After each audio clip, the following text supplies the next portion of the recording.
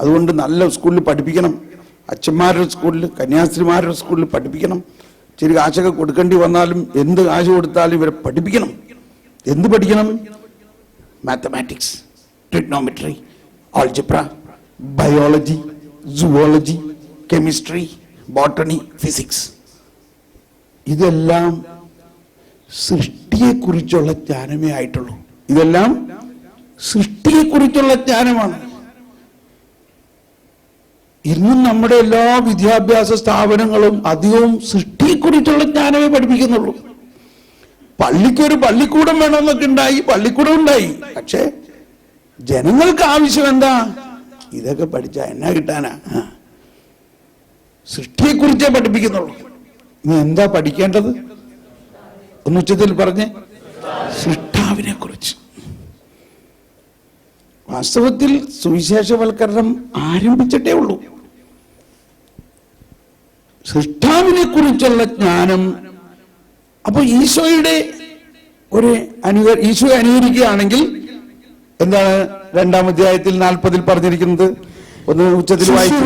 ശിശു വളർന്ന് എല്ലാവരും ഒന്ന് ഒരു കരം ഉയർത്തി ശബ്ദം ഉയർത്തുന്ന ഏറ്റു പറഞ്ഞ്, ശിശു വളർന്ന് ജ്ഞാനം നിറഞ്ഞ് ഉച്ചത്തിൽ ഒന്നുകൂടി പറഞ്ഞ്, ശിശു വളർന്ന് ജ്ഞാനം നിറഞ്ഞ് ശക്തനായി. അപ്പൊ നമ്മള് കുട്ടികളുള്ളവരൊക്കെ അല്ലേ ഇവിടെ ഉള്ളവര്? നമ്മൾ കൊച്ചുങ്ങളെ ശക്തരാക്കാൻ വേണ്ടി ബോൺവിറ്റ എന്തൊക്കെ അവിടെയുള്ള മൾട്ടി വിറ്റാമിൻ ഫുഡും അതും ഇതൊക്കെ കൊടുത്ത് അവരെ എങ്ങനെയെങ്കിലും ശക്തരാക്കണം. അവര് ഭക്ഷണം കഴിച്ചില്ലെങ്കിൽ പറയുന്നേ തമ്പായി ശിക്ഷിക്കൂട്ടാ, അതുകൊണ്ട് വേഗം കഴിക്കും. അപ്പൊ അതിൻ്റെ അകത്ത് വേറൊരു ഓപ്പോസിറ്റ് ജ്ഞാനമാണ് കൊടുത്തേക്കുന്നത്, തമ്പായി ശിക്ഷിക്കും കഴിച്ചില്ലെങ്കിൽ. ഓക്കെ. നമ്മൾ എന്താണ് കുഞ്ഞുങ്ങൾക്ക് കൊടുക്കണേ? എന്ത് ജ്ഞാനമാ കൊടുക്കണേ? നമ്മൾ എന്ത് ജ്ഞാനത്തിനാണ് ആകാംക്ഷ ചെയ്തിട്ടുള്ളത്? ഇവിടെയാണ് നമുക്ക് ഒരു വലിയ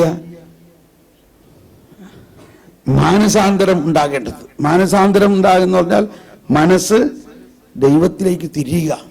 എവിടെ നിന്ന് തിരിയണം? ലോകവും ലോകത്തിന്റെ മോഹത്തിൽ നിന്നും തിരിഞ്ഞ് ദൈവത്തിലേക്ക് തിരിയണം. ഇന്നു മുതൽ നിങ്ങളുടെ ജീവിതത്തിൽ വലിയ ഒരു അധ്യായം തുറക്കുകയാണ്. യെസ്, ജ്ഞാനത്തിന്റെ ഒരു ജീവിതം. ഒട്ടും ബുദ്ധിമുട്ടില്ല. ഇങ്ങനെ മനസ്സിലാക്കുകയാണെങ്കിൽ ഇവിടെയുള്ളവര് മിക്കവാറും എല്ലാവരും തന്നെ ജ്ഞാനസ്നാനം സ്വീകരിച്ചിട്ടുള്ളവരാണ്. ആരെങ്കിലും 1-2 പേര് ഇല്ലെങ്കിൽ തന്നെയും വിഷമിക്കണ്ട. ദൈവമാണ് ജ്ഞാനം. ആ ജ്ഞാനം ദൈവം മക്കൾക്ക് കൊടുക്കുന്നില്ലെങ്കിൽ പിന്നെ ആർക്കാ കൊടുക്കുക? ദൈവത്തിന്റെ ഏറ്റവും വലിയ ആഗ്രഹം തന്റെ മക്കളെല്ലാവരും ജ്ഞാനികളാകണം. അപ്പോൾ ഈ ജ്ഞാനം നമ്മളിലേക്ക് തരുന്നതിന്റെ ഒരു അല്ലെങ്കിൽ അതിന്റെ ഒരു ആരംഭം എന്ന പോലെയാണ് കർത്താവ് ഈശോ മിശിഹ ജനിച്ചപ്പോൾ മുതൽ കണ്ടോ. ശിശു, ഒന്നുകൂടി എല്ലാവരും ഏറ്റു പറഞ്ഞ്, ശിശു വളർന്ന് ജ്ഞാനം നിറഞ്ഞ് ശക്തനായി. ഇപ്പൊ ഒരു സഹോദരൻ വന്ന് പറഞ്ഞില്ലേ, നമ്മളെ കുഞ്ഞുങ്ങളെ സങ്കീർത്തനങ്ങൾ പഠിപ്പിക്കണം. അതാണ് ജ്ഞാനത്തിന്റെ ഒരു ഐഡിയ. അപ്പോൾ ഈശോ ഈ സങ്കീർത്തനങ്ങളെല്ലാം ചെറുപ്പം മുതലേ പഠിച്ചാണ് ജ്ഞാനം നിറഞ്ഞത്. ഇനി അങ്ങനെ വളർന്ന ഈശോ ഒരു 12 വയസ്സായപ്പോഴോ അവന്റെ ബുദ്ധിശക്തി 2:46 പറയുന്നത് എന്താ? 3 ദിവസങ്ങൾക്ക് ശേഷം അവർ അവനെ ദേവാലയത്തിൽ കണ്ടെത്തി. അവൻ ഉപാധ്യായന്മാരുടെ ഇടയിലിരുന്ന് അവർ പറയുന്നത് കേൾക്കുകയും അവരോട് ചോദ്യങ്ങൾ ചോദിക്കുകയും ചെയ്യുകയായിരുന്നു. കേട്ടവരെല്ലാം, എല്ലാവരും കരമുയർത്തി ശബ്ദമുയർത്തി, കേട്ടവരെല്ലാം അവന്റെ ബുദ്ധിശക്തിയിലും മറുപടികളിലും അത്ഭുതപ്പെട്ടു. ഒന്നുകൂടി, കേട്ടവരെല്ലാം അവന്റെ ബുദ്ധിശക്തിയിലും മറുപടികളിലും അത്ഭുതപ്പെട്ടു. അത്രയ്ക്ക് വലിയൊരു ജ്ഞാനം. അപ്പോ ബാല്യകാലം, ഇത് കൗമാരകാലം, അതിനുശേഷം 52ാമത്തെ വചനം നോക്കൂ. യുവത്വത്തിന്റെ കാലഘട്ടത്തിലേക്ക് ആ യുവാവായി കഴിഞ്ഞപ്പോഴും അവിടെ എന്താ എഴുതിയിരിക്കുന്നത്?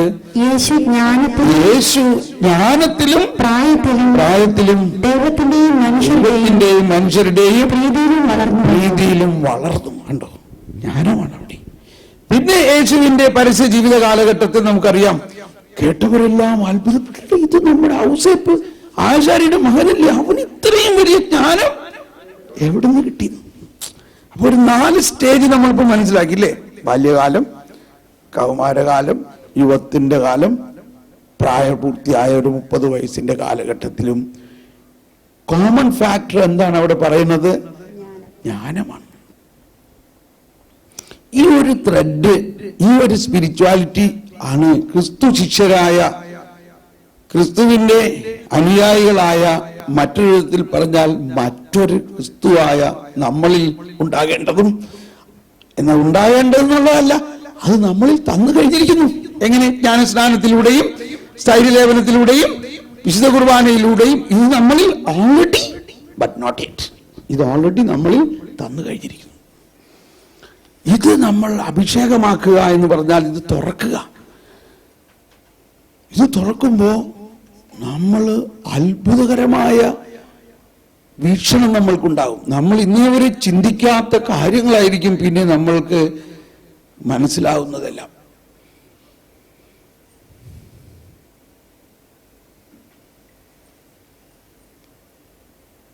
എന്താ നിന്നുപോയ പോലെ?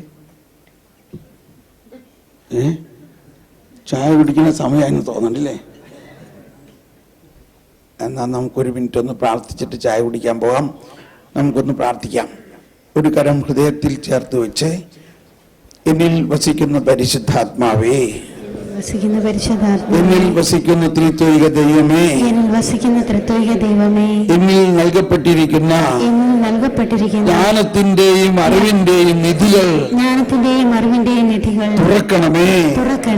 പരിശുദ്ധാത്മാവേ, ജ്ഞാനത്തിന്റെയും അറിവിന്റെയും നിധികൾ എനിക്ക് നൽകപ്പെട്ടിരിക്കുന്നു. ഞാൻ വിശ്വസിക്കുന്നു. തുറക്കണമേ.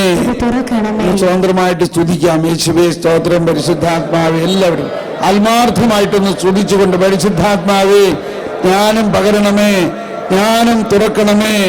എന്നിൽ വസിക്കുന്ന പരിശുദ്ധാത്മാവേ, എന്നിൽ ദൈവിക ജ്ഞാനം തുറക്കണമേ.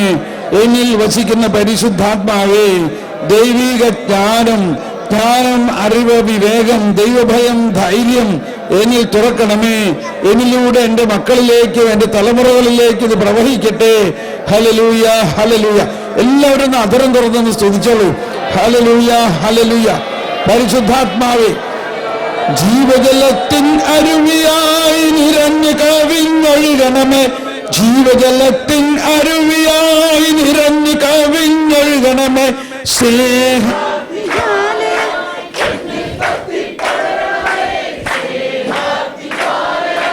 ഞങ്ങളിൽ കത്തി ജീവജലത്തിൻ അരുവിയായി നിറഞ്ഞു കവിഞ്ഞൊഴുകണമേ. ജീവജലത്തിൻ അരുവിയായി നിറഞ്ഞു കവിഞ്ഞൊഴുകണമേ. സ്നേഹജ്വാലയായി എന്നിൽ കത്തി പടരണമേ. സ്നേഹജ്വാലയായി എന്നിൽ കത്തി പടരണമേ.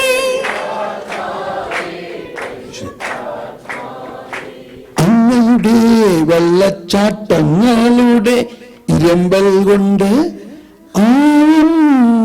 ആഴത്തെ വിളിക്കുന്നു.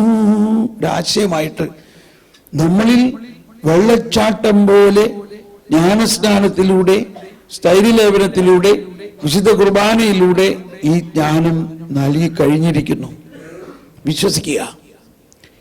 ഇനി നമ്മൾ ആഗ്രഹിക്കുക, ദൈവമേ, എൻ്റെ അറിവ് ഒരു എല്ലോളമേ ഉള്ളൂ, എന്നാൽ എനിക്കിനി അറിയാനുള്ളത് ഒരു കടലോളമുണ്ട്. What I know is only a drop, and what I do not know is an ocean. ഹൃദയത്തിൽ ഒന്നുകൂടി ആശയത്തേക്ക് വരിക. ദൈവമേ, എൻ്റെ അറിവ് ഒരെള്ളോളമേ ഉള്ളൂ. എന്നാൽ ദൈവം എനിക്ക് നൽകിയിരിക്കുന്ന അറിവും വിവേകവും ബുദ്ധിയും എല്ലാം ഒരു കടലോളം എനിക്ക് വേണ്ടി കാത്തു നിൽക്കുന്നു. നമ്മളിപ്പോൾ ഈ ആശയം ഉള്ളിൽ വെച്ചുകൊണ്ട് പ്രാർത്ഥിക്കുന്നു.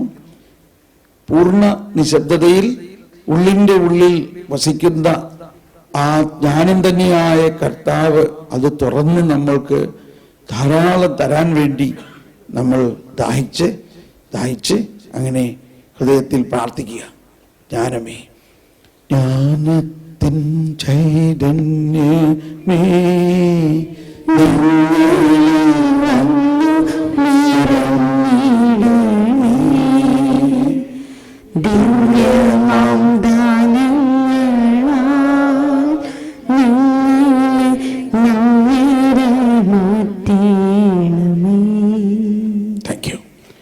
നമുക്ക് അധികം സമയമില്ല.